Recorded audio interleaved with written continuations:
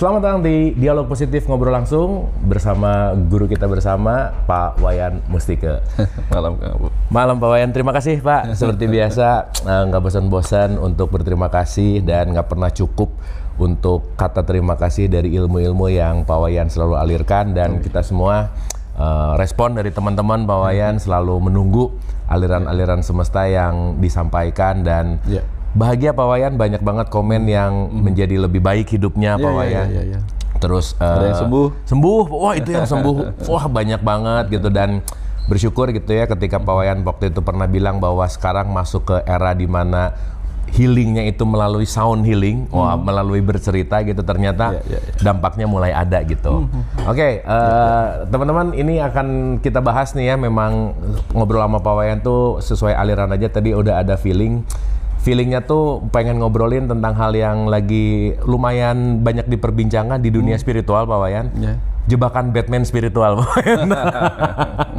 Ini nggak tahu kenapa banyak ketemu orang yang sekarang suka ngobrol gitu sama saya juga gitu, dan mungkin Pak Wayan juga pernah mengalami ya, bahwa gimana sih kita menemukan guru yang tepat misalnya Pak Wayan. Kapan kita perlu hati-hati terhadap satu ajaran gitu misalkan, yang kadang-kadang kan mungkin ajarannya mungkin bagus gitu, tetapi mungkin ada kemelekatan antara guru dan murid yang mungkin kalau bahasanya itu adalah ketaklidan gitu misalnya Pak Wayan. Jadi mungkin kita akan sama-sama belajar untuk waspada gitu Pak Wayan, waspada supaya jangan sampai terkotori. Kita niatnya pengen belajar spiritual tapi ternyata malah jadi menuhankan guru gitu misalnya. Nah, kita start dari bagaimana kewaspadaan kita terhadap jebakan-jebakan spiritual gitu. Silakan, Guru. Makasih Kang Abu. Ya. Kalau bicara tentang guru Kang Abu ya, kita sudah sering ngobrolin. Guru itu artinya menghilangkan, membawa kita dari gelap menuju terang. Dari gelap menuju terang, oke. Yang dari gelap menuju terang itu kan biasanya konsepnya berarti cahaya. Cahaya, oke. Cahaya bisa datang dari api, bisa datang dari cahaya apapun gitu. Tapi jangan lupa, cahaya itu tujuannya menerangi. Menerangi, oke. Bukan membakar. Oke. Menerangi, bukan menggosongkan ya. Menggosongkan. Oke. Kalau sudah sampai membakar, ya bagaimana orang bisa sampai terbakar oleh sumber terang itu? Oke. Karena dia nggak waspada. Harusnya kan begitu kita dekat-dekat sedikit kan, kok ada yang hangat-hangat nih. Oke. Semakin lama kita dekat dengan yang hangat, lama-lama hangat berubah jadi panas. Panas yang intens terus-menerus lama-lama terbakar. Yang saya tahu, yang saya pernah baca Kang Abu ya, ini baca di buku Journey of Soul. Oh, Journey of Soul, ya. Dia cerita, ketika saya mengalami perjalanan saya di alam kematian, saya ketemu sebuah alam surga. Dia belum nggak menyebutnya surga. Itu alam itu cahaya, cahayanya terang benderang, tapi tidak membakar, sejuk, menghangatkan, tapi tidak membakar. Nah, jadi artinya guru itu pun harusnya terang, tapi tidak membakar, malah menyejukkan. Kenapa? Karena banyak orang itu gelap. Gelap itu kan membakar. Nah, begitu dia gelap oleh ego, kan membakar di situ kan. Gelap yang membakar. Gelap oleh ego, oleh kemarahan, kan semua yang membakar. Oke.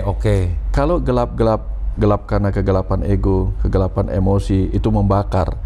Pergi ke tempat guru, tambah terbakar, kira-kira nyambung nggak? Oke.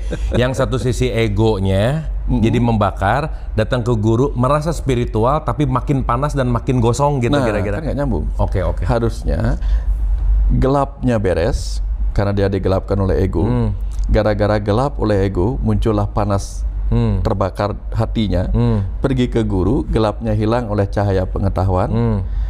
Panas bara api dendamnya itu hilang oleh kesejukan pesan-pesan guru. Logika berpikirnya begitu kan? Oke Pak Wayan. Tapi maaf ya Pak Wayan ya, ini mungkin pertanyaan yang saya mewakili banyak orang juga gitu Pak Wayan, yang sering nanya ke saya dan ngobrol gitu. Apakah mungkin seorang guru dengan tingkat kesadaran spiritual tinggi justru dia tanpa sadar karena mungkin terlalu terang jadi silau dan jadi mungkin terbakar tadi, bukan menerangi muridnya, tetapi mengikat supaya dia nggak kemana-mana gitu Pak Wayan? Bisa. Mungkin ya Pak Wayan? Bisa. Oke. Bisa. Padahal kan udah tinggi kesadarannya ya. Gimana tuh Pak Wayan? Karena apa gitu? Banyak orang suka mendaki gunung. Oke. Karena mencintai ketinggian. Mencintai ketinggian. Mencintai ketinggian, oke. Padahal keberhasilan ketika kita mendaki gunung adalah ketika kita sampai di puncak lalu kembali ke dasarnya. Udah naik turun lagi. Berhasilnya bukan pas naik ya? Bukan pas diam di situ. Wah keren banget. Oke Pak Wayan. Backnya, suksesnya adalah ketika dia akhirnya berhasil turun. Artinya apa? Guru yang pernah mencapai ketinggian, dia berhasil kalau dia bisa kembali membumi. Itu kuncinya. Tapi begitu dia mencintai ketinggian, melekat di situ. Asik. Oke. Melekat di situ, dia udah melekat di situ, ingin ditahtakan. Ingin didewakan. Kemudian kalau sudah tinggi kan banyak orang ingin mempersembahkan sesuatu. Terjebak pada harta. Dan tadi ketika dia mencintai ketinggian itu, dia menebarkan cinta pada ketinggian. Akhirnya apa? Dia yang ada di tempat tinggi minta dicintai.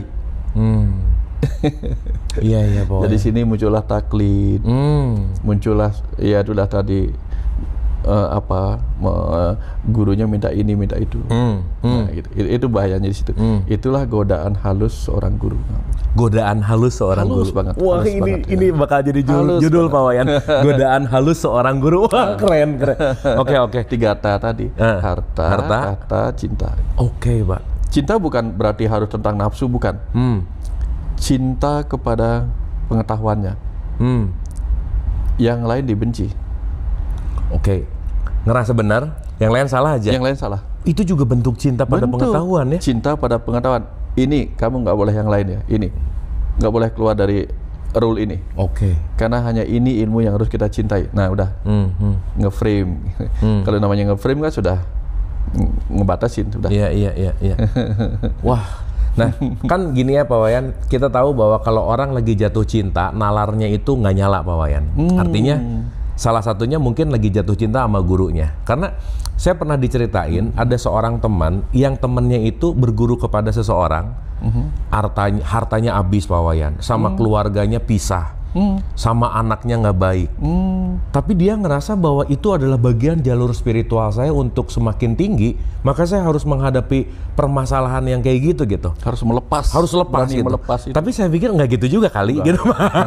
Dari sudut pandang saya gitu, karena rasionalitas bahwa masa sih memang sih ada kata-kata bahwa penderitaan itu membawa kepada cahaya, bener lah gitu. Tetapi kalau misalnya ngelihat bahwa dianya jadi tersiksa, dia jadi hubungan yang nggak baik sama suaminya atau sama istrinya atau sama keluarganya, kayaknya nggak make sense deh. Gimana menurut pandangan Pak Wayan? Kang Abu pernah dengar lagunya Gombloh nggak? Yang mana? Kalau cinta sudah melekat, tai kucing rasa coklat. Nah, benar nggak? Iya. Ini buat para bucin nih Pak Wayan. Kalau cinta sudah melekat, tai kucing rasa coklat. Tapi ini bukan lagunya Gombloh. Ini lagunya Gombal. Oh, Gombal. Kalau gurunya ngeluarin lagunya Gombal gitu, maka ilmu yang tai kucing pun terasa seperti coklat, terlihat coklat. Betul.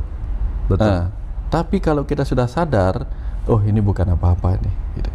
Saya nggak mau terjebak nih. Kita terbuka deh. Harusnya kalau udah terang itu kita tahu ini tai kucing apa coklat. Oke. Nah ini, jadi dua-duanya harus waspada ini. Kenapa murid nggak waspada? Karena gurunya juga nggak waspada. I see. Kenapa murid nggak waspada, gurunya juga nggak waspada? Nah, guru kencing berdiri, murid kencing berlari. Gurunya lengah, muridnya lengah. Lengah tahu? Kamu tahu lengah? Lengah tuh apa? Gila. Oh gitu, udah bahasa Bali. Oh, kalau di Sunda gelo Pak Wayan. Gelo ya. Gelo. Lengah. Oh, baru tahu tuh lengah. Lengah namanya. Lengah tuh. Lengah itu seperti agak gila-gila dikit, agak miring-miring dikit gimana gitu. Oke. Agak mabuk-mabuk dikit gitu. Oke, tipsi gitu ya.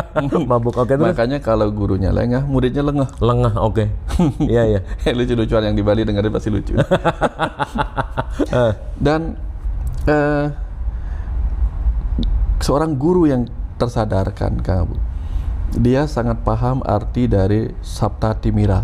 Sabta Timira, 7 macam kegelapan. Oke, wah menarik nih. Tapi Sebenarnya 7 macam kegelapan itu adalah sesuatu yang terang. Contoh nih, guna itu ilmu pengetahuan, tentu Guna, ya? terang.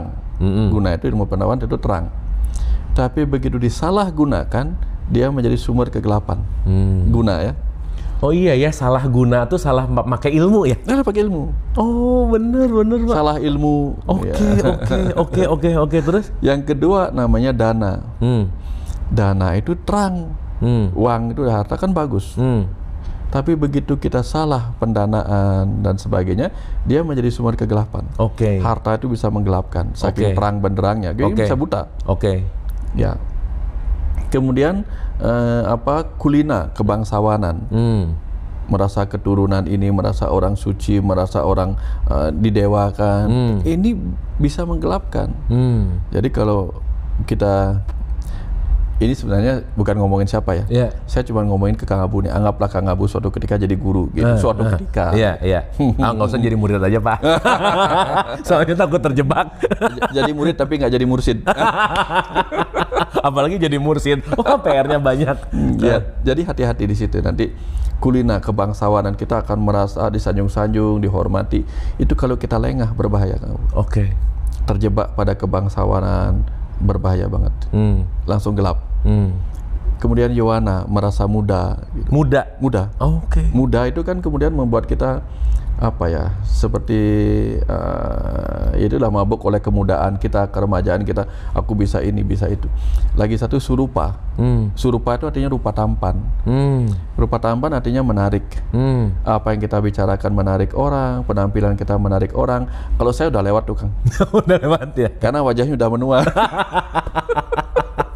Udah nggak bisa ya? Udah nggak bisa tuh. Kecuali ditarik benang Pak. Itu. Iya, oke. Kalau Kang Abu masih potensial. Potensi. Tapi udah nggak mau jadi guru. Udah nggak jadi guru lah. Udah takut bahaya juga tuh. Rupa tangan panah. Kemudian ada mabuk oleh minuman keras, mabuk oleh keberanian. Udahlah, itu agak ini. Yang paling dari guru itu kan yang paling penting itu berbahayanya adalah mabuk oleh keilmuan. Guna tadi. Guna ya. Guna, mabuk oleh keilmuan dan mabuk oleh dana. Itu hati-hati banget itu. Itu gelap banget, itu berbahaya banget. Nah, jadi kalau orang nggak waspada, nah misalnya Kang, saya pun mungkin akan bisa kena itu. Saya pun bisa. Saya sering ngomongin tentang ayo kita belajar eling dan waspada. Saya pun bisa lengah. Makanya saya butuh orang-orang yang saya percaya untuk menjaga saya biar nggak lengah. Ya, sengaja tuh dari sekarang udah saya ingetin. Kalau saya terjebak di antara ini, ingetin. Kenapa? Karena kalau saya sampai lengah di sini, maka saya menjadi lengah. Lengah itu gila. Kalau sudah gila, saya akan kena waham. Waham kebesaran, waham ketuhanan, merasa diri orang hebat, merasa diri nabi, merasa diri segala macam. Berbahaya. Kalau sudah demikian, nanti semua pengetahuan akan saya akui bahwa saya yang punya. Padahal saya tahunya kan bukan karena saya tahu. Saya tahunya kan karena dikasih tahu. Dialirkan. Bukan pemilikan gitu ya. Bukan. Makanya saya ikut tahu. Wah keren ya. Pak Wayan dialirkan, cuman hanya ikut tahu, tidak merasa memiliki pengetahuan. Ikut tahu, senang aja. Makanya saya harus bawa HP kemana-mana tuh bukan apa-apa. Begitu dapat sesuatu, catat nih, karena ikut tahu. Wah, keren. Makanya saya senang kalau ngobrol sama Kang Abu. Kenapa? Karena saya dapat hal-hal baru yang saya baru tahu. Karena dipancing. Iya. Wah, jadi memang ya Pak ya, terkadang orang tuh sekarang mungkin ya kalau kita bicara dalam perjalanan sebuah kedewasaan spiritual gitu. Mungkin dulu di level agama syariat mungkin udah mentok naik ke spiritual. Di level agama ada konflik. Di level spiritual ada konflik dan ini lebih tipis gitu. Urusannya ini udah lebih ke tipis banget gitu Pak Wayan, dalam konteks dimana jadi berkotak-kotak tetap aja tapi ngerasa lebih baik gitu. Nah, sekarang yang jadi banyak pertanyaan juga adalah bagaimana cara memilih guru yang tepat agar tidak terjebak dalam jebakan-jebakan Batman yang tadi Pak Wayan bilang. Gimana sih kita sebagai murid untuk, kan kita juga perlu milih ya Pak Wayan ya, bahwa kayaknya guru ini oke deh, atau guru ini oke deh. Yang jangan-jangan yang banyak datang ke saya udah ngikutin, nyesel, tahu gitu dulu. Nah, itu satu. Terus yang kedua, saya tuh agak juga gini Pak Wayan, kalau orang nanya, misalnya nanya gini, Kang Abu kalau si guru ini bagus nggak? Nah itu saya tuh agak susah jawab Pak Wayan. Ngomong bagus, merekomendasikan, nggak berani. Yang kedua, tahu juga gitu ada sesuatu gitu. Nah itu kan juga jadi, kalau bahasanya tuh lidahnya jadi sempit gitu Pak Wayan. Nah, gimana tuh Pak Wayan supaya kita bisa cek and recheck bahwa ini adalah guru yang tepat untuk diikuti gitu? Ya, yang pertama Kang Abu, kalau saya beli baju, saya nggak lihat mereknya. Oke. Walaupun merek harganya murah, walaupun tidak bermerek, tapi bisa cek jaritannya. Oh ini bagus nih, ini rapi jaritannya, kayaknya kuat nih. Walaupun mereknya nggak penting buat saya. Oke, jadi nomor satu bukan urusan merek. Bukan urusan merek. Keren. Jadi saya nggak melihat siapa bicara, tapi apa katanya. Asik. Itu. Asik. Sehingga saya kadang-kadang tuh bisa langsung wow gitu. Ini ada, saya pernah nonton video. Ini orang simple, sederhana, orang kampung, orang kayak apa. Tapi omongnya tuh dalam banget. Wow, ini guru menyamar. Ya, itu. Saya lebih suka ketemu guru menyamar daripada guru terlihat bermerek. Pak Wayan keren bahasanya. Guru menyamar, guru yang kelihatan mereknya bagus ya. Tapi kali cek jaritannya rapuh gitu. Oke. Keren Pak, keren. Dalam ilmu tantra Kang Abu, tantra itu artinya menjalin. Tantra itu artinya bisa menjalin apa pikiran, ucapan, tindakan. Tantra itu bukan menyatukan Pak Wayan? Itu menjalin. Menjalin. Oh, menjalin. Iya, oke. Ya, 3 macam sih. Satu menjalin, arti tantra. Yang 2 tanati, meluaskan. Trayati, membebaskan. Oh, oke. Jadi kalau guru yang bagus, jalinannya bagus. Oke. Jalinan ucapan, perilakunya, pikirannya, cara pandangnya, itu jalinannya bagus nih. Kemudian jalinannya dengan orang-orang bagus. Nah, kalau jalinannya dengan orang-orang aja udah konflik gitu, hati-hati. Jalinan. Kedua, ilmunya harus ilmu trayati. Ilmunya meluaskan, bukan menyempitkan kita. Kalau dia menyempitkan kita, gimana caranya? Kita kan mau belajar yang universal nih. Yang universal kan semesta. Nggak ada semesta. Semesta. Ini nih yang paling benar gitu ya. Semesta itu kan wah gitu kan. Semesta raya besar, meluaskan. Yang ketiga, trayati, membebaskan. Membebaskan, bukan mengikat, bukan melekatkan. Jadi kalau kalau belajar membuat kita tambah melekat, tambah gini, itu bukan yang saya mau lakukan gitu. Kalau saya nanti jadi guru, kalau gitu. Udahlah Wayan mau udah jadi guru lah ya. Dan saya rasa kita semua banyak dapat manfaat dari alirannya Pak Wayan gitu. Karena luar biasa Pak. Maksudnya saya jujur ya Pak Wayan ya. Saya tuh ikut tarekat banyak Pak Wayan, ketemu. Dan yang bisa beneran ngobrol kayak ke bapak gitu ya, ke seorang ayah yang bisa ngobrol dekat, ini saya undang, saya setirin, saya datang Pak Wayan ke rumah, itu tuh jarang Pak Wayan. Karena beberapa sebelum yang saya ikutin gitu, itu tuh berjarak Pak Wayan. Jadi saya sebagai murid, ini gurunya, gini aja udah. Dan ya kalau gini kan ya enak aja gitu ya, kita bisa ngopi bareng, makan bareng, ini podcast gini gitu ya. Oh, ini kan sesuatu yang menarik gitu. Nah, sekarang saat seseorang, kalau tadi sebelum kan udah tahu ciri-cirinya Pak Wayan. Nah, kalau udah terjebak dan aduh maaf ya Pak Wayan, ketimuran gitu tuh kan nggak enakan ya. Mau ninggalin nggak enak, padahal udah nggak nyaman. Udah nggak nyaman banget dengan situasi perkumpulannya, circle-nya sama gurunya. Tapi ada satu beban yang nggak enak karena mungkin udah terbantu dan seterusnya. Apa yang harus dilakukan Pak Wayan? Boleh diam di situ atau diam-diam pergi.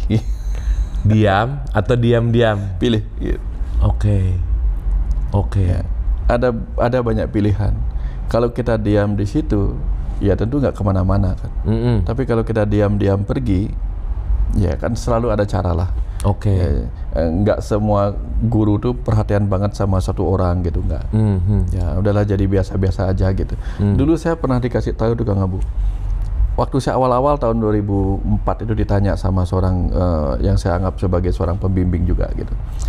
Beliau yang nganterin saya pertama kali ke Jakarta waktu bikin buku Dunia Tanpa Suara. Nama beliau Pak Wijaya Dharma gitu.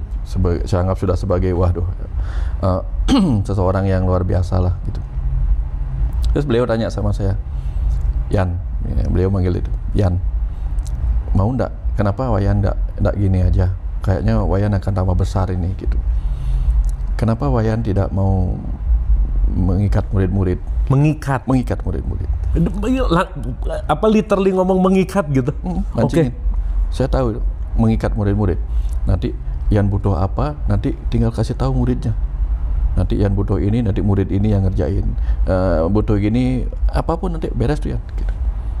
Ya, saya kan peka sama orang yang nguji. Terus saya bilang langsung dia begini. Langsung pakai analoginya begini, Pak Wid, makasih Pak Wid untuk masukannya. Langsung cerita, saya punya cerita nih Pak Wid. Ada seorang pawang monyet ini, dia kemana-mana bawa monyetnya, diikat dan dipegang talinya.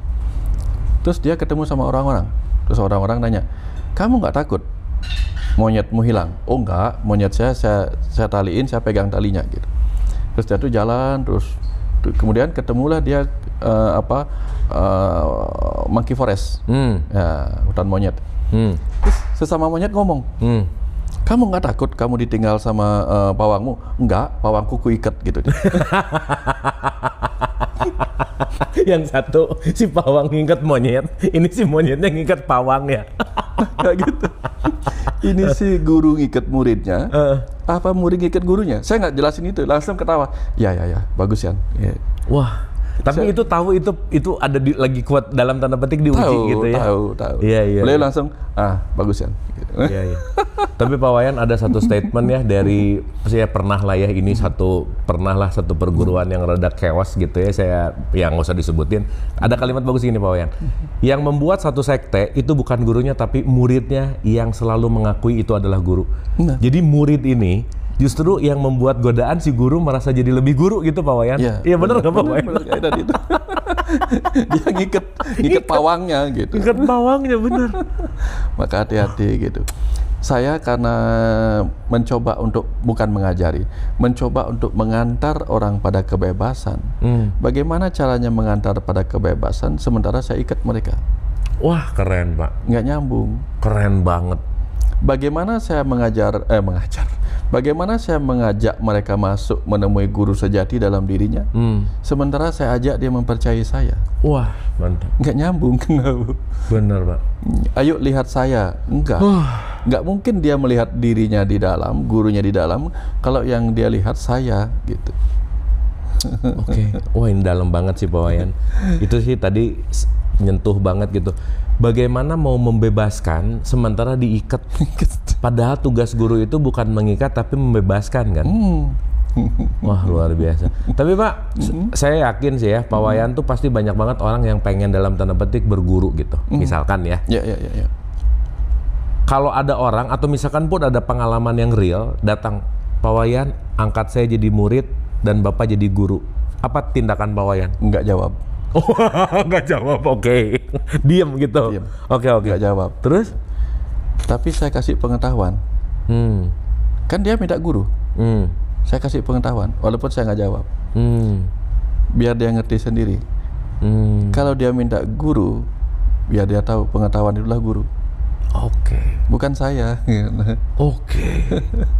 Kalau dia ingatnya sama saya, nggak ingat sama pengetahuannya, apa gunanya dia ingetin sama saya gitu?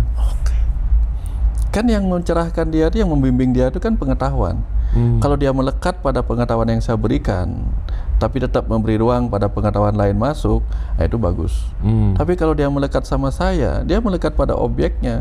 Kalau saya salah, dia kayak tadi, saya salah pun dia akan sebut coklat. Bener aja udah. Padahal yang saya kasih tai kucing. Saya nggak mau dia melihat saya sebagai figur otoritas. Karena kalau dia melihat saya figur otoritas, kapan saya ngomong salah dipercaya sebagai kebenaran gitu. Bahaya. Dia harus tahu nih, kapan saya bicara pembenaran, kapan saya bicara kebenaran gitu. Karena yang saya punya itu kan pembenaran, namanya juga saya manusia, Kang Abu. Tapi kapan semesta mengalirkan pengetahuan kebenaran, ambil gitu. Ambil. Saya kan nggak selalu membawa kebenaran. Kadang saya membawa pembenaran saya sendiri gitu. Wah, keren sih Pak Wayan. Jarang saya ketemu guru yang gitu Pak Wayan. yang bisa ngomong sayanya aja belum tentu benar. Maaf ya, ini saya ngomongin pengalaman. Rata-rata tuh ya kalau nggak melalui saya nggak akan dapat gitu Pak Wayan. Ya itu pengalaman saya gitu Pak Wayan, secara subjektif gitu. Nah, sekarang dibalikinnya gini, saat ada orang misalkan yang tadi itu Pak Wayan diam dan memberikan pengetahuan, Pak Wayan kan pasti ada rasa gitu ya. Ini kayaknya pantasnya di level pengetahuan 1, 2, 3, 4 misalkan Pak Wayan. Karena kan mungkin orang yang datang ke Pak Wayan, udah bukan mungkin sih, pasti lah ya. Wadahnya pasti beda-beda gitu. Gimana Pak Wayan tahu bahwa ini harusnya level 1, ini 2, ini 3, ini 4, gimana caranya? Pengetahuan tadi Kang Abu. Oh, itu dikasih pengetahuan dulu, feedback. Masih Kang Abu mungkin nggak pernah, mungkin pernah. Kalau orang mau belajar ilmu ke Shaolin. Oh, Shaolin ya? Apa dikasih pertama? Sapu, terus nimba air. Ya. Sapu, nimba air. Padahal maksudnya apa? Udah bersihin dirimu dulu. Bersih dulu. Kemudian nimba air apa? Cari kejernihan dulu. Itu tesnya. Kalau dia sudah segini aja ini kapan dapat ilmunya, udah nggak jalan. Nggak dapat.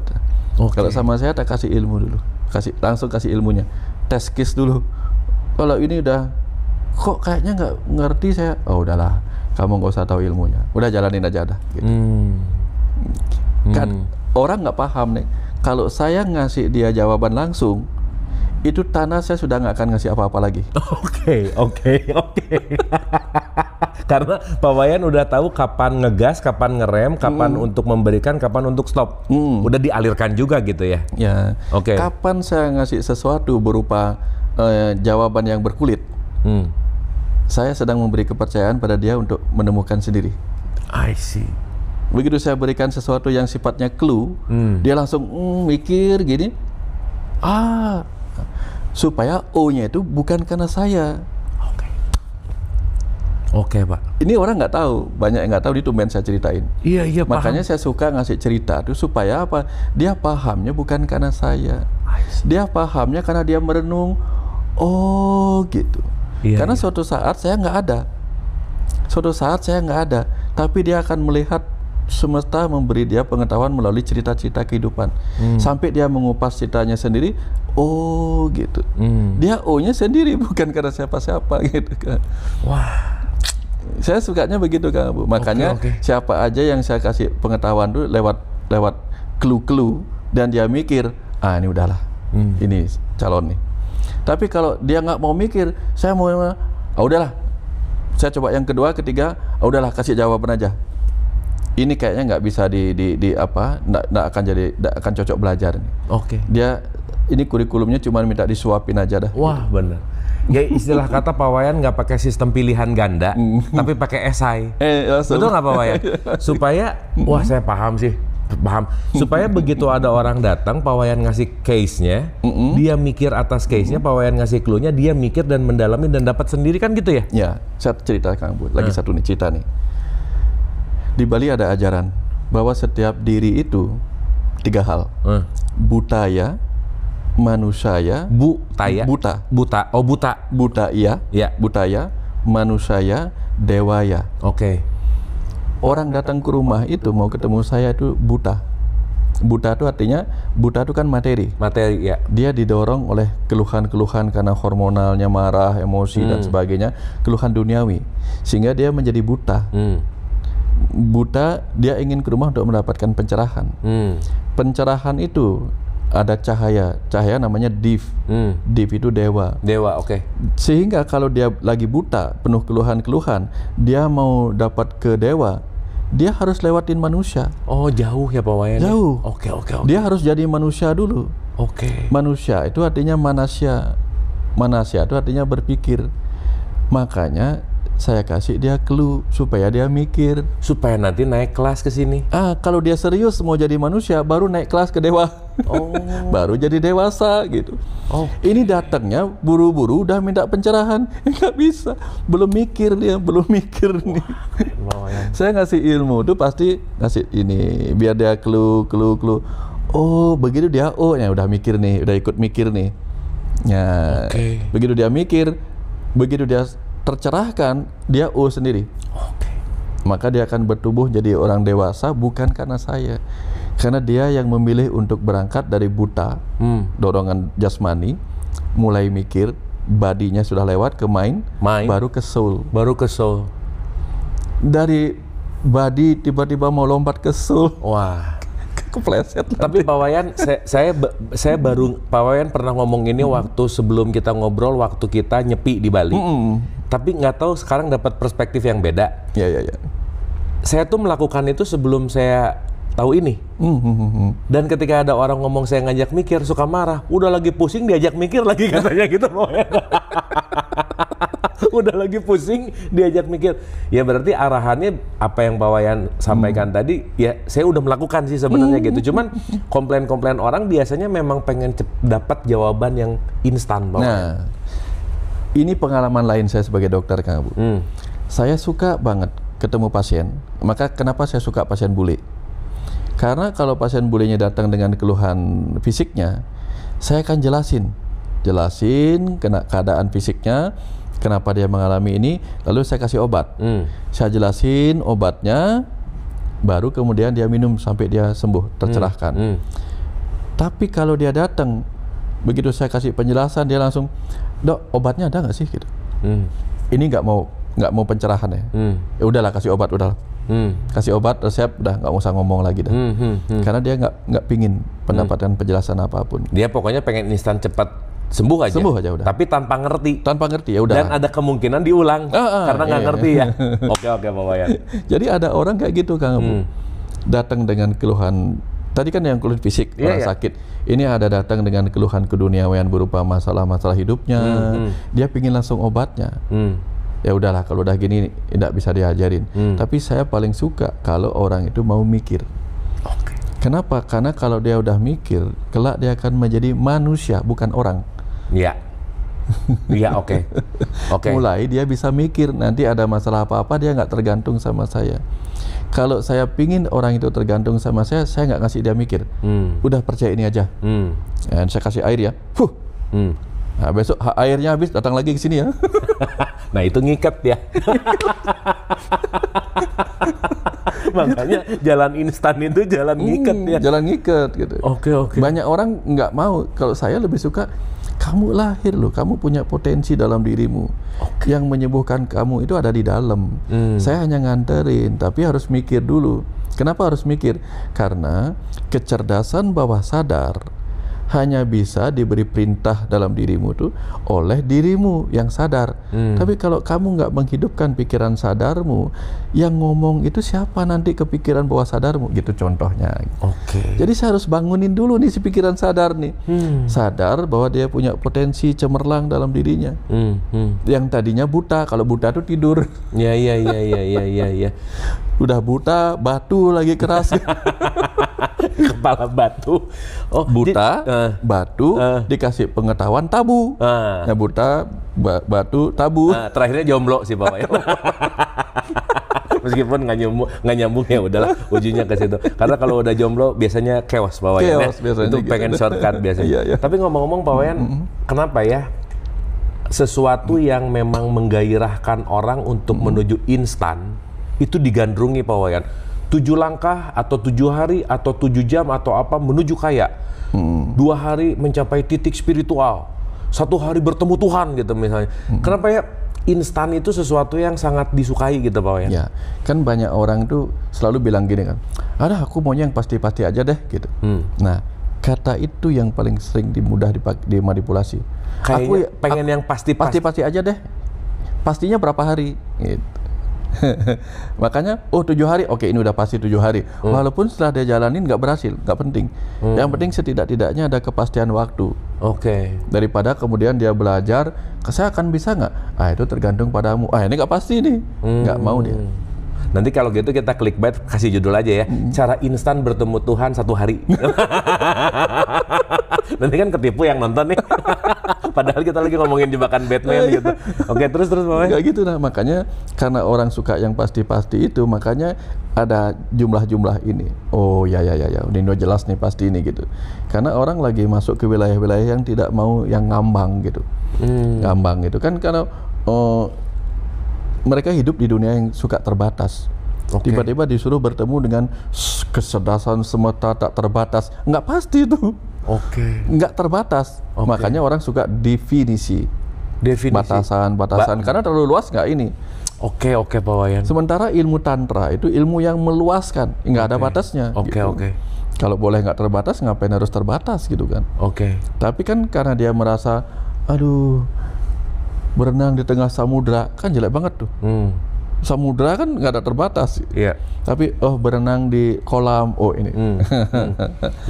Kita mungkin ketika tidak ada batasan, mungkin nggak ada kepastian bahwa akan kemana, nggak ada kelihatan kali ya Pak Wayan. Misalnya kalau mau jalan ke situ tahu segitu lagi.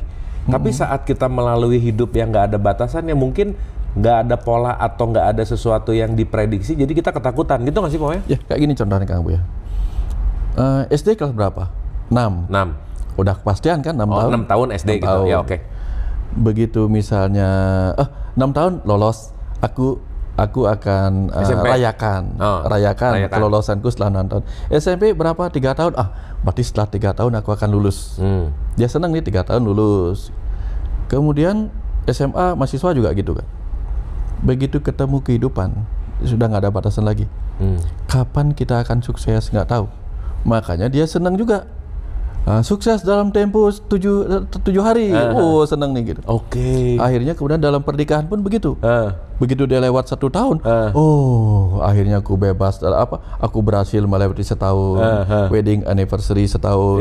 Tuh kok kayak berat banget sih ngelewat ini. Sehingga akhirnya apa? Akhirnya aku berhasil melewati perkawinanku 1 tahun. Selamat ya, kita berhasil setahun ini. Memang ada apa perkawinan? Kok suka banget sih membatas-batasi gitu? Iya. Kan kita mau selamanya nih nikah gitu. Betul. Selamanya nikah berarti every day is wedding anniversary gitu kan, harusnya begitu. Every day is wedding anniversary, keren banget gitu. Tapi yang jomblo kasihan Pak ya. Balik lagi. Iya bener juga ya. Yang jomblo nggak dapat kepastian. Nggak pasti. Kira-kira makanya sering orang nanya, kira-kira kapan saya bisa punya pacar? Punya pacar, punya jodoh ya. Kapan udah minta batasan waktu. Pasti pernah datang ke Pawayan, gimana doain saya supaya dapat jodoh gitu ya? Banyak ya? Ada banyak gitu. Apa yang dilakukan Pawayan? Yang pertama saya lakukan, kamu punya pilihan seperti apa? Lakukan visualisasi. Bikin batasan orang kayak apa yang kamu mau. Yang rambutnya panjang, yang begini, kamu yang bikin gambaran. Habis itu suruh ngaca Pawayan. Jangan-jangan pilihannya nggak sesuai sama cermin ya? Jangan-jangan gitu. Nah terus saya berikan batasan juga. Kamu jangan ngejar ke depan, coba balik. Siapa tahu sebenarnya ada yang ngejar kamu, cuma kamu nggak perhatiin gitu. Dalam. Kita ngelihat ke sana terus, yang di belakang yang ngejar. Yang di belakang yang ngejar kita abaikan. Benar. Kita mencintai orang, sementara yang mencintai kita abaikan gitu. Dalam. Banyak begitu aja. Karena milih-milih ya Pak Wayan. Gitu ya. Benar. Tapi Pak Wayan ada satu statement bahwa kalau kamu belum bisa menyelesaikan lukamu, bahkan kamu bisa melukai orang yang berusaha mencintaimu. Betul ya Pak Wayan? Benar Kang Bu, benar banget ya. Itu dahsyat. Nah, balik lagi ke guru Pak Wayan. Gini ya, sekarang tuh saya banyak ketemu teman-teman Gen Z Pak Wayan. Ini mungkin kemarin pernah kita bahas juga gitu. Mereka mengalami krisis eksistensial, mempertanyakan tentang agama, mempertanyakan tentang guru mana dan seterusnya gitu. Nah, sebagai mungkin ini ada yang nonton orang tua yang mungkin punya anak atau bahkan mungkin udah punya cucu nih Pak Wayan ya. Pintu masuk kepada anak dan cucu di era sekarang untuk memasukkan kesadaran spiritual tuh tips and triknya gimana sih Pak Wayan? Perhatikan anaknya. Dia pasti punya pertanyaan yang sudah memberi clue-nya. Kadang orang tua yang nggak siap. Kita belajar agama kepada Tuhan. Tuhan itu siapa sih? Kadang dia nanya kayak gitu, Kang Abu. Maaf saya potong Pak Wayan, jadi ingat maaf. Ada yang nanya gini nih, ini anak-anak umur 19 tahun nanya ke bapaknya nanya ke saya. Kang Abu, saya bingung menjawab pertanyaan anak saya. Jawab pertanyaannya gini, kalau Allah menciptakan Adam, siapa yang menciptakan Allah katanya Pak? 19 tahun. Ya dulu saya 19 tahun mah nggak kepikiran itu gitu. Nah, ini kan jawab pertanyaan-pertanyaan tipikal yang kalau tadi di level tengah mikir Pak Wayan. Bukan dogma doktrin gitu. Ya itu sebagai contoh aja. Ya, dilanjut Pak Wayan. Nah, kayak gitu dah Kang Abu. Jadi kita harus tahu nih jawabannya. Kalau kita nggak tahu jawabannya, kita harus tahu kemana mengarahkan dia. Oke. Itu kuncinya. Oke. Ya kan beberapa orang tua kan memberi jawaban yang tidak menjawab. Contohnya, ngapain tanya gitu-gitu, nggak boleh. Itu jawaban yang tidak menjawab. Jawabannya yang nothing ya. Nothing, nggak menjawab. Iya benar-benar. Nah, udah jalanin aja udah. Nah itu akan menyebabkan dia nggak percaya. Karena begitu seseorang tidak bisa menjawab, otaknya anak-anak sekarang yang sudah super canggih itu akan berkata, oh ini pasti nggak ada nih. Nggak ada nih gitu. Nah, sama dengan orang-orang dulu begitu ditanya tentang Tuhan, oh Tuhan itu nggak terpikirkan. Padahal yang dimaksud tak terpikirkan itu adalah kita cari sampai batas pemikiran kita. Oke. Sampai batasnya di situ nanti luas lagi. Maksudnya nggak ada batas kali ya? Nggak ada batas. Oke. Ya kan nggak terpikirkan oleh anak kecil kan beda dengan yang tak terpikirkan oleh orang dewasa. I see. Tidak terpikirkan oleh murid beda dengan yang tak terpikirkan oleh gurunya. Betul. Kan orang harus berpindah nih. Betul.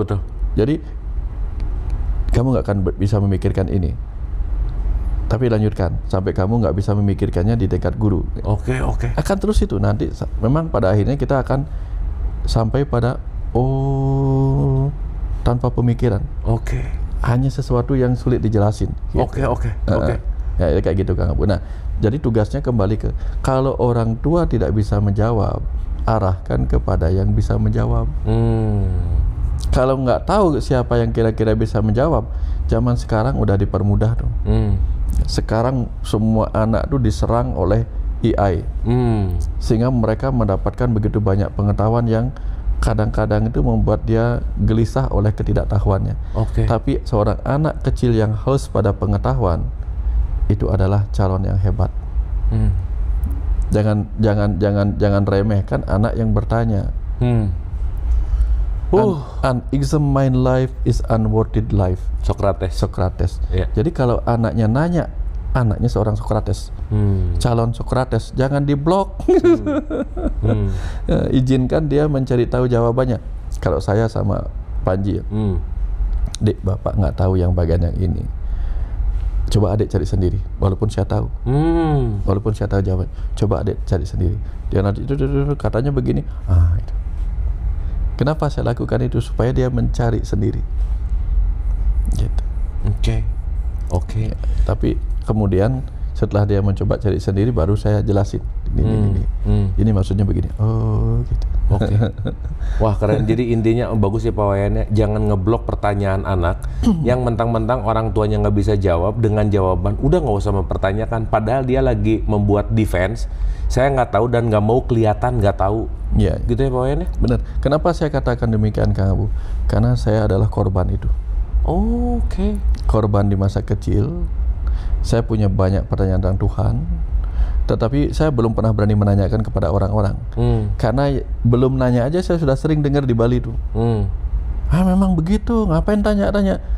Sebelum saya nanya, saya dengar sering-sering begitu. Udah ada serangan bahwa nggak boleh nanya gitu ya? Bebek diam aja nih kalau gitu. Oke. Akhirnya saya cari sendiri. Begitu saya cari sendiri, pengalaman itu kemudian membuat saya mengalami percakapan dengan sesuatu di dalam diri saya yang mencerahkan saya. Nah, pengalaman itu saya ingin orang lain ngalamin. Supaya dia dicerahkan bukan oleh saya tapi oleh dirinya sendiri. Ketika dia tercerahkan oleh dirinya sendiri, maka dia akan percaya diri, bukan percaya saya.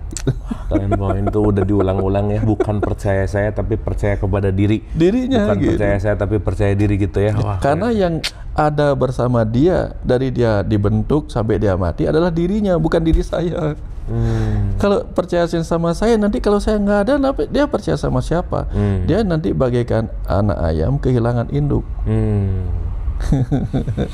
Wah, keren Pak Wayan, keren Pak Wayan. Dua terakhir ya Pak Wayan ya. Ini seru nih, seru banget nih. Pak Wayan tuh pasti punya banyak murid dan murid-murid yang nggak banyak. Oh, nggak banyak ya? Nggak banyak. Yang ngajak ngobrol diskusi banyak. Yang ngajak ngobrol diskusi. Oke. Yang murid nggak? Oke, ya anggap aja yang ngajak ngobrol tuh sebagai orang yang mau belajar gitu. Oh iya. Oke. Dan saya rasa saya misalkan Pak Wayan banyak banget pelajaran dari Pak Wayan, teman-teman yang nonton dan seterusnya gitu. Nah, murid, anggap kita pakai terminologi, murid dapat pelajaran dari gurunya. Tapi yang pengen saya tanya ke Pak Wayan pernah dapat banyak pelajaran nggak dari murid-muridnya? Oh, banyak. Buktinya misalnya ketika ada orang nanya gitu, saya dapat pelajaran baru. Oke. Setiap dia nanya, saya dapat pelajaran. Karena begitu dia nanya, saya saat itu jadi murid yang sama-sama menunggu gurunya ngomong gitu. Keren. Saya kan guru, murid juga. Murid yang sedang nunggu gurunya. Oke. Dipancingin oleh teman diskusi. Teman diskusi. Nanti begitu itu dapat itu sama-sama dapat gitu. Oke. Nanti pada saat saya yang nanya kepada guru, kan saya murid nih. Saya berbagi kepada teman sesama pembelajar. Kemarin saya dapat dari guru. Guru saya kan ini. Wah, keren Pak Wayan. Saya bagiin gitu. Jadi justru saat siapapun orang yang datang ke Pak Wayan untuk bertanya sesuatu hal tentang dirinya, pengetahuan, itu berkah bagi Pak Wayan untuk menjadi murid, untuk menerima pesan dari guru dalam tanda petik gitu ya Pak Wayan. Saya dapat di situ. Ya. Oke. Makanya saya dengerin orang tuh begini. Kalau orang ke rumah, lalu dia cerita, di situ saya biasa merem lah gimana, saya memperhatikan gitu. Ada pesan apa sang guru lewat apa yang dia curhatin? Oh ada ya, ternyata begini, ada begini. Nah, gitu. Keren Pak Wayan. Yang datang ke rumah itu adalah murid, bukan murid saya, murid kehidupan yang sedang diajarin oleh guru kehidupan bernama pengalaman. Nah, dia membawa pesan dari guru kehidupan bernama pengalaman. Saya ngebacanya, supaya pengalaman dia itu bermanfaat juga bagi saya sebagai murid kehidupan yang nggak perlu ngalamin apa yang dia alamin, kan gitu. Dan saat orang itu bertanya, dia lagi nggak bisa baca dirinya karena lagi gelap mungkin ya Pak Wayan. Gelap, nah, karena dia yang ngalamin. Saya kan nggak ngalamin. Tapi biasalah kalau kita nggak ngalamin kan kita bisa baca kan, Bu. Betul. Sama kayak kita nonton sepak bola. Iya. Harusnya begini.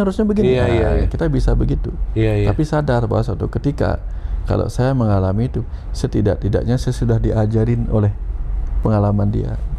Gurunya yang ngajarin dia gitu. Wah, keren banget. Keren. Nah, satu sebelum final statement. Ya. Pak Wayan pasti nerima banyak orang untuk cerita, untuk curhat, istilahnya jadi kantong sampahnya curhatan orang gitu Pak Wayan. Gimana cara menjaga supaya curhatan itu tidak berdampak kepada diri, energinya jadi low lah, atau dalam tanda petik kan mau nggak mau masuk ke memori ya Pak Wayan, ada kepikiran juga gitu. Ya. Cleansing Pak Wayan sebagai orang yang banyak diajak ngobrol, diceritain masalah-masalah orang, gimana caranya? Pengalaman sebagai dokter Kang Abu, pertama yang ditanya oleh dokter adalah keluhanmu apa? Sehingga saya menjadikan keluhan-keluhan itu sebagai clue. Oke. Clue-nya ya? Clue. Sehingga keluhannya itu sendiri sudah menjadi clue yang bermanfaat, berguna. Kalau sudah berguna, itu kan berarti bukan sesuatu yang kita sebut sampah. Berguna aja gitu. Sehingga ketika pengetahuan. Kan? Sehingga ketika dia datang sebagai keluhan, saya nggak melihatnya sebagai energi negatif. Saya melihatnya sebagai sesuatu yang ini, sebagai clue aja gitu. Clue yang akhirnya apa? Saya balikin ke dia, karena apapun pertanyaan dan clue-nya, saya sering menemukan jawabannya pada itu gitu. Jadi saya nggak mengeluarin pertanyaan banyak nih, kecuali kemudian pada saat dia ngeluarin pertanyaan, saya menjawab dengan apa yang sudah saya tahu. Nanti ada yang nimbrung nih kamu. nimbrunglah pengetahuan baru. Nah, baru saya kaget. Sebentar ya, pinjam sebentar. Keluar HP, saya catat dulu. Banyak dapat ilmu baru nih saya. Dan saya tahu yang mana bukan saya, yang mana datang dari data-data yang saya pernah kumpulin gitu. Oke. Begitu hal baru. Ini baru nih. Ini baru nih, sebentar ya, boleh. Pak Wayan sering banget sih, pas kalau lagi ngajar. Ini baru nih. Awal-awal saya rada bingung, Pak Wayan baru dari mana ya? Perasaan dari tadi di sini. Ini baru gitu. Tapi belakangan jadi paham. Oke. Nah, itulah yang disebut sebagai apa? Yang tak terpikirkan sebelumnya. Jadi kalau di Bali Tuhan itu sifatnya tak terpikirkan. Ya. Orang Bali menyebut Tuhannya Sang Hyang Widi. Ya. Widi itu artinya sumber pengetahuan. Oke. Sang Hyang Widi, Sang Hyang sumber pengetahuan. Juga disebut Acintya, ya, tak terpikirkan. Maka kalau digabung, dia adalah sumber pengetahuan yang tak terpikirkan. Sebelumnya. Sebelumnya. Jadi saya tahu, oh ini data yang saya dapatin. Ini hal baru nih, catat nih. Karena kalau enggak hilang, lupa, saya kapan ngomong apa, saya nggak inget gitu. Iya. Wah, kalau mau nanya berikutnya jadi gitu rada panjang ya Pak Wayan. Gimana caranya jadi Pak Wayan gitu. Itu nanti kita akan bahas di episode yang kapan-kapan gitu. Oke, teman-teman, semoga ya ini obrolan yang saya rasa ngalir gitu ya, dalam artian emang kita tadi mau ngobrol apa juga nggak tahu, tapi terpantik gitu ya, dialirkan juga tentang ya gimana kita nggak terjebak lah ya, dalam artian kita juga eling lan waspodo gitu, supaya balik lagi bisa jadi pindah dari religion menuju spirituality, tapi ternyata memiliki problem yang sama tentang bagaimana aku merasa lebih baik dari orang lain, bagaimana aku merasa lebih suci dari orang lain. Bahkan di titik spiritual jangan-jangan terlihat lebih smooth, terlihat lebih lembut banget gitu, nggak kelihatan banget, padahal mungkin itu bisa lebih menyeramkan dari sebelumnya gitu sih. Sedikit kalimat penutup Pak Wayan, bagaimana kita berhati-hati dalam memilih guru di era sekarang? Silakan. Ya, kadang hidup kita masuk ke dalam penderitaan, kegelapan yang membuat kita merasa dingin. Kalau kita merasa dingin, boleh mendekat karena kita ada di kegelapan yang di bawah tanah yang dingin, cari terang yang menghangatkan. Tapi begitu membakar, pelan-pelan menjauh. Sesederhana itu. Terang itu nggak boleh membutakan. Terang yang membutakan hindari, hangat yang akhirnya ujung-ujungnya membakar hindari. Kembali kepada sesuatu yang menyejukkan. Karena apa? Batin yang penuh kemarahan itu akan ditenangkan oleh sang pembawa kesejukan, bukan sang pembawa kemarahan. Susma, Guru. Suksma kamu. Wah, terima kasih Pak Wayan. Mencerahkan sekali. Mungkin saya mau menutup juga dengan satu hal, bahwa ada dalam perspektif agama itu disebut berhala. Oke? Berhala itu dalam bahasa Arab disebut, dalam bahasa Inggris disebut idol, atau dalam bahasa kita disebut mengidolakan. Artinya, mari kita sama-sama hati-hati saat mulai mengidolakan, jangan sampai kita memberhalakan. Karena saat memberhalakan, boleh jadi kita menuhankan sosoknya, bukan menuhankan Tuhan itu sendiri. Tetap eling dan waspada. Terima kasih.